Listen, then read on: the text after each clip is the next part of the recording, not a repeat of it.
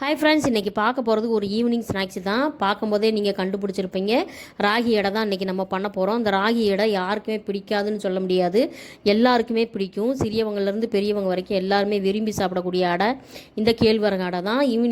ஈவினிங்கில் பசங்க ஸ்கூல் விட்டு வந்த உடனே நீங்கள் இதை பண்ணி கொடுத்தீங்கன்னா ரொம்ப விருப்பமாக சாப்பிடுவாங்க. ஒரு ஹெல்த்தியான ஒரு ஈவினிங் ஸ்நாக்ஸ் கூட. கடைகளில் மற்ற பொருட்களை வாங்குறத விட இது நம்ம வீட்டிலையே நம்ம ஹெல்த்தியாக ஒன்று செஞ்சு கொடுக்குறதுல நம்மளுக்கு சந்தோஷமாக இருக்கும்.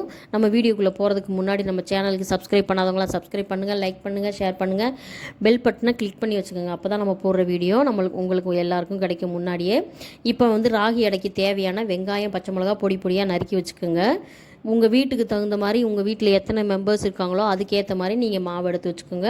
நான் ஒரு 2 கப்பு அளவுக்கு எடுத்திருக்கேன். அதுக்கு தகுந்த மாதிரி வெங்காயம், பச்சை மிளகா நான் வெட்டி போட்டிருக்கேன். அது கூட நம்ம முருங்கைக்கீரை சேர்த்து நம்ம பண்ண போகிறோம். இந்த முருங்கைக்கீரை சேர்த்து பண்ணுறதுனால ரொம்ப சூப்பராக இருக்கும், டேஸ்ட்டும் இருக்கும்.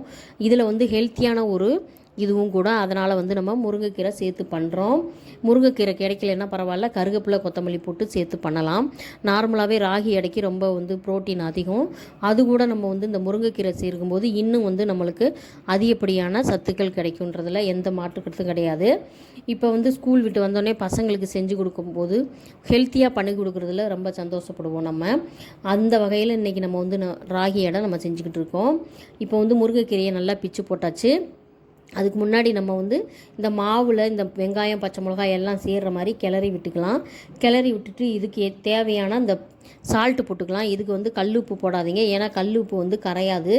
அதனால் நம்ம சால்ட்டு போட்டுக்கலாம். இதுக்கு தேவைக்கு ஏற்ற மாதிரி சாப்பிட்டு பார்த்துட்டு போட்டுக்கோங்க. ஏன்னா உப்பாயிருச்சுன்னா கொஞ்சம் ஒரு மாதிரி கரிக்கிற மாதிரி இருக்கும். அதனால் கொஞ்சம் கொஞ்சமாக போட்டு நல்லா டேஸ்ட்டு பார்த்துட்டு அப்புறமா போட்டுக்கலாம். இப்போ எல்லா வெங்காயம், பச்சை மிளகா, கீரை, மாவு எல்லாம் ஒன்று சேர்கிற மாதிரி வெறும் மாவில் எதுவும் தண்ணி ஊற்றாமல் நல்லா பிசறி விட்டுக்கோங்க.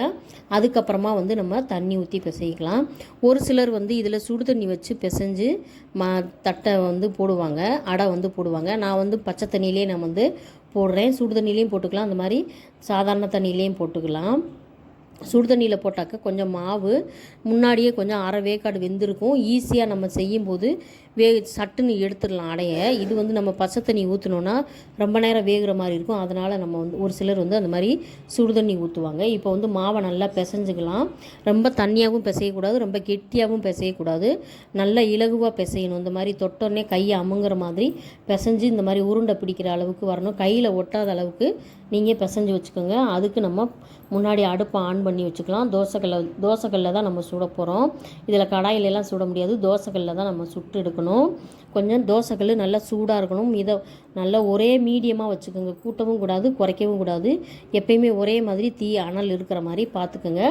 அதுக்கு நம்ம ஒரு வாழை இலை இருந்துச்சுன்னா அதில் நெய் தடவி, இல்லை எண்ணெய் தடவி, இல்லை தண்ணி கூட தடவி அந்த மாவை வச்சு நம்ம எடுத்து போட்டுக்கலாம். இப்போ என்கிட்ட இந்த பாலித்தீன் கவர் தான் இருக்குது.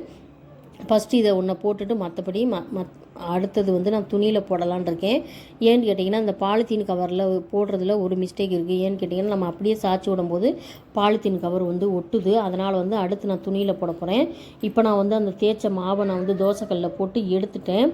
அடுத்து உங்களுக்கு துணியில் போடுறது, நான் இட்லி துணி வச்சுருக்கேன். அந்த இட்லி துணியை நல்லா நனைச்சிட்டு, நல்லா தண்ணியில் நனைச்சிட்டு, நல்லா பிழிஞ்சிட்டு, தண்ணி தெளிச்சிட்டு நீங்கள் அந்த மாவை அப்படி இப்போ இது பண்ணிவிட்டு நீங்கள் எப்பயும் போலையே போட்டிங்கன்னா நல்லாயிருக்கும். வாழை இலை இருந்துச்சுன்னா நீங்கள் அப்படியே தோசைக்கல் மேலேயே போடலாம், அது ஒன்றும் பிரச்சனை இல்லை. தீ பட்டால் கூட ஒன்றும் இல்லை. நம்ம பாலித்தீன் கவர் போடும்போது அது இலகுன்றதுனால நான் பாலித்தீன் கவரை அவாய்ட் பண்ணிவிட்டு இப்போ துணியில் போட்டிருக்கேன். பாருங்கள், சூப்பராக போட்டிருக்கு பாருங்கள். தண்ணியை தொட்டுட்டு நீங்கள் எண்ணெய் கூட தடவை, துணியில் போடும்போது எண்ணெய் தடவக்கூடாது. தண்ணியில் தடவிட்டு நல்லா அப்படி அமுக்குனீங்கனாலே நல்லா அடை நல்லா மெலிசாக வரும். போட்டு இந்த மாதிரி நல்லா வெந்த பின்னாடி எடுத்துகிட்டு ஈவினிங் ஸ்நாக்ஸுக்கு கொடுத்தீங்கன்னா சூப்பரான ஒரு அடை நல்லா ரெடி ஆயிருச்சு. பசங்களும் விரும்பி சாப்பிடுவாங்க. நீங்களும் இதே மாதிரி உங்கள் வீட்டில் அடை செஞ்சு கொடுங்க, உங்கள் பசங்களுக்கு விரும்பி சாப்பிடுவாங்க. வீடியோ பிடிச்சிருந்தா லைக் பண்ணுங்கள், ஷேர் பண்ணுங்கள், கண்டிப்பாக நம்ம சேனலுக்கு சப்ஸ்கிரைப் பண்ணுங்கள். பாய், அடுத்த வீடியோவில் பார்க்கலாம்.